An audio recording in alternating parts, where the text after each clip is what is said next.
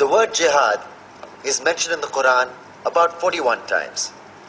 The words mercy, peace, and compassion are mentioned about 355 times. Yes, come in. Come on in, Riaz. Sit down, please. Yeah. Contrary to popular belief in most Western cultures, Islam is a religion that preaches peace and tolerance. Yes, Patricia.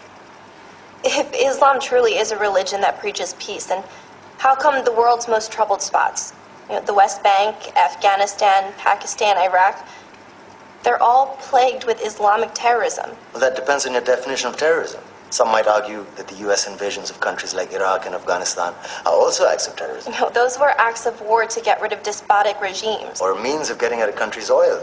Conspiracy theories. Well, May I? Yes, please. Go ahead, Riaz. Mr. Khan is right. I mean, if we're talking about terrorists, the world's biggest terrorists are the white superpowers. Come on now. No, really, stop and think about it. Explain 9/11. Okay. Do you know how many people died in the Twin Towers strike? Around 3,000. And do you have any idea how many people died in the bombing of Afghanistan? Take a wild guess. More than 15,000 people died.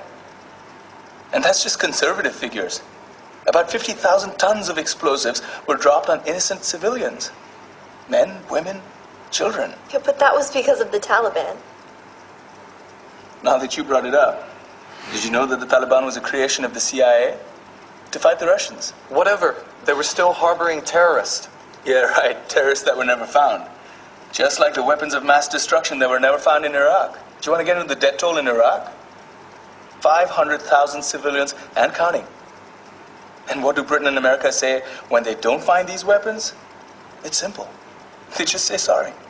And still refuse to relinquish control of these countries. What are you trying to say? What I'm trying to say is that just because you're American, wear a fancy suit, and call yourself the president, doesn't make you any less of a terrorist.